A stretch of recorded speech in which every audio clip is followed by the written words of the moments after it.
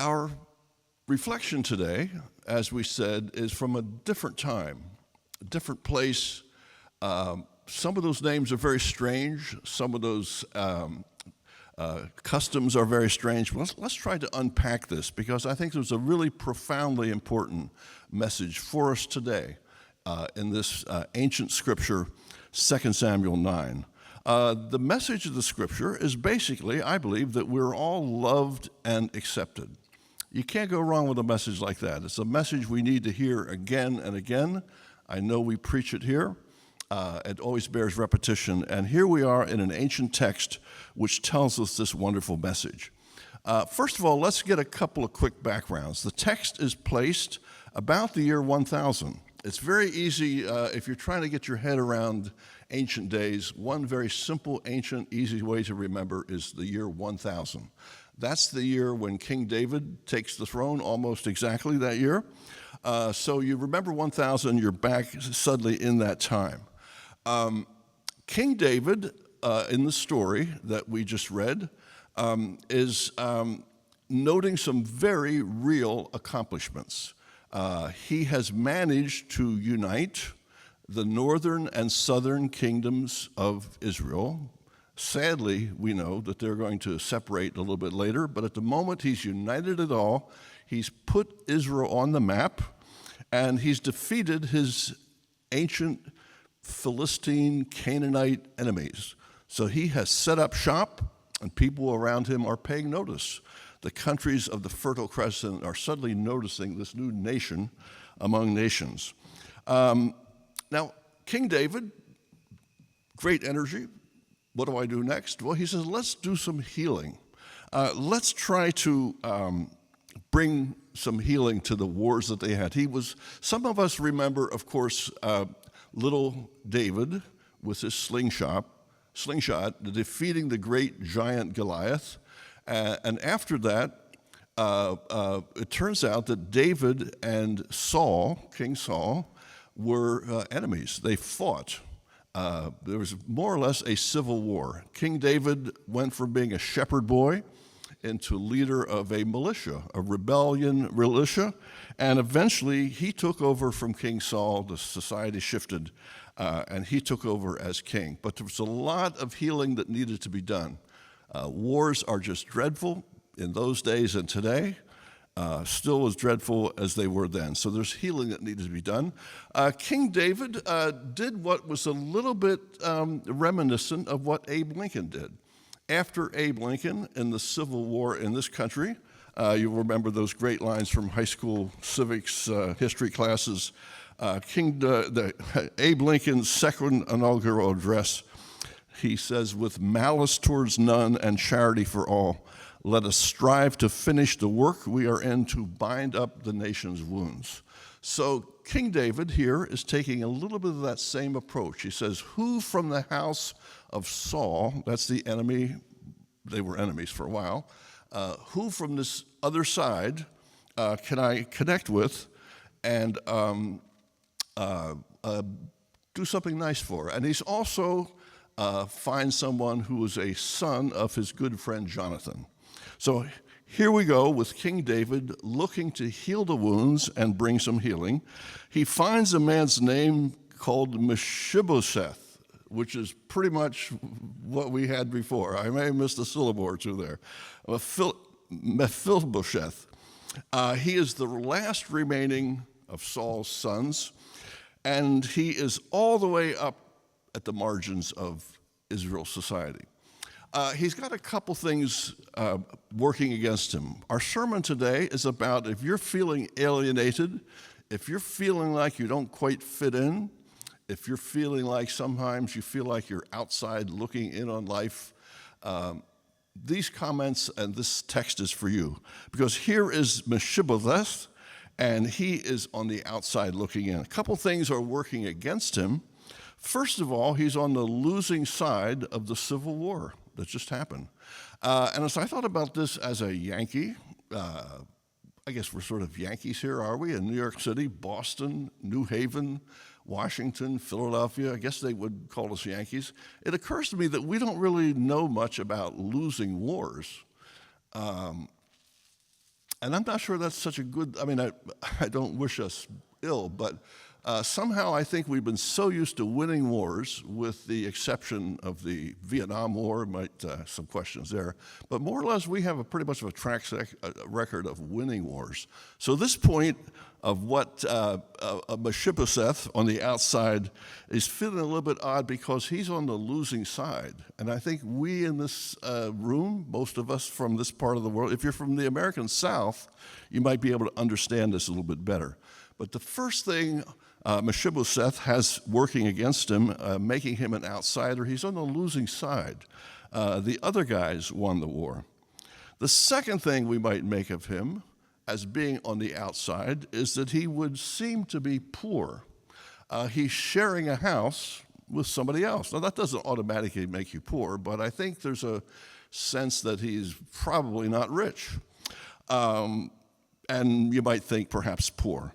I have not been poor, but I have been working in nonprofit work all my life. And let's just say there were moments over the years when I wasn't poor, but I could see poor from where I was sitting, shall we say. And some of us, I think, in this room know what poor is. It's not fun. It's alienating. It makes us feel odd. It makes us feel different. So if you're here this morning, you're feeling poor, you are poor, again, this text is for you, because this text is about how we bring together people who are feeling alienated. The third thing that we might note about our hero is that he is a country bumpkin, right? He's from all the way out, not in the sophisticated world of Jerusalem, where you had caravans coming through from Beirut and Byblos and camels with wonderful exotic foods and animals from Damascus. He's from way out in the sticks. He's from out in the hill country. He is a country bumpkin. Are there any country bumpkins here this morning? We got at least one. I grew up as a country bumpkin. I know what it's like to be a little bit alienated from things because of my really conservative Lancaster Mennonite roots. I came to New York City 50 years ago. Can that be true? Apparently it is. 50 years ago, in the first number of those years, I felt alienated a number of times, a lot of the time, because I was from a quite different culture. I was from the country. I was a out-of-the-loop kind of person. Now, after being here for 50 years, the last 3 or 4 years, I've started to finally, like I know my way around as a New Yorker. But those first years were tough. And maybe there's some people here who grew up outside the loop. You didn't quite know how things worked on the inside. You were outside looking in. So Mephibosheth has 3 things making him feel sort of on the outside. He is poor, probably, or at least certainly not rich. He's from the losing side, and he's a hillbilly. He's a country bumpkin out there on the frontier, dangerous life. But there's one really very, very, even much more important thing that makes him feel alienated and different. He is crippled. Now, I hesitate to use that word. That's the word that was in the text I used this morning. Lame is the word we have here.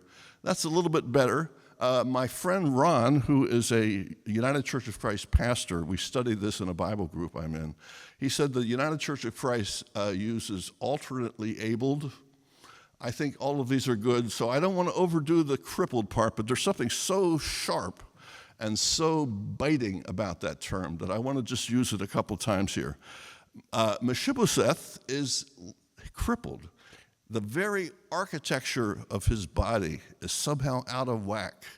If that doesn't make you feel a little bit odd, a little bit out of place, what would? Some of us here have health issues. Some of us have mental health issues that we're dealing with. If you're feeling those things today, then this text is for you, because what happens to him, he is invited in for dinner with King David. Let me just read here a little bit more about what would have made him feel outside and why this dinner with King David was such a big moment. We're turning all the way back to Leviticus, okay? The book of David, King David, the year 1000. Turn your mental clock back a little bit further back, maybe another 300 years or so. And Moses and the children of Israel are in the desert, King Sinai. And they promulgate what is called the Holiness Code. These are the laws that they put in place in the desert, a very severe step, get lost and you're dead. I mean, this is like how we keep things together in the desert, very strict. And these are the words that from Leviticus 21, 16 to 21. I'll just read about 5 verses here. The ancient holiness code, what began as the belief in the Bible in the earliest days. The Lord said to Moses, say to Aaron, that's the assistant to Moses, for the generations to come, none of your descendants who has a defect may come near to offer the food of his God. That is, you can't be a priest if you have a defect. No man who has any defect may come near me. No man who is blind or lame, disfigured or deformed, no man with a crippled foot or hand, or who has a hunchback or a dwarf, or who has any eye defect, or who has festering or running sores or damaged testicles. No descendant of Aaron the priest who has any defect may come near to present the food offerings to the Lord. It almost hurts just listening to that, doesn't it? It is so severe, so intense, but this is what was believed in the earliest days of the Bible. One of the things I'd like to leave us with to think through is that the Bible is an evolutionary text. It grows in understanding. And what we're happening today, we're seeing a new step. King David says, okay, so you're lame? Come and sit at my table. Come with me. A major new step is being taken. And of course, as Christians, we know that in the days of Jesus, it was the lame and the persecuted and the anxious and the frightened and the widowed and the poor and the neglected and the oppressed and today the colonized people. Those are the people that Jesus took into his heart. So we're seeing this evolution in the Bible. All of us who are feeling marginalized, all of us who are feeling hurt, all of us who have a lameness in our foot, all of us who are crippled in a sense, look around you. You're with good people. All of us has something that we're struggling with. We don't come here to this holy place as saints looking to celebrate our righteousness. We come here as imperfect people, people who are struggling, to be with fellow strugglers, fellow imperfect people. So come, understand that you're forgiven. Understand that you're welcomed. Understand that you're loved. Come and join with Mephibosheth to dine at the palace of King David. Some great musicians have arrived from Damascus on a caravan. Some great food has come from Beirut. There'll be some great dancing, all those wonderful things happening at the table of King David. So come and join at that dining and relax and know that you are loved. We're not saints. We are people struggling on our way. Open your hearts, accept the fact that Jesus is opening his heart to you, welcoming you from the margins. Whatever struggles you have, we're all struggling. We're all dealing with that, and Jesus is welcoming us into his bosom, into his heart, to make us feel loved and make us know that we too are accepted.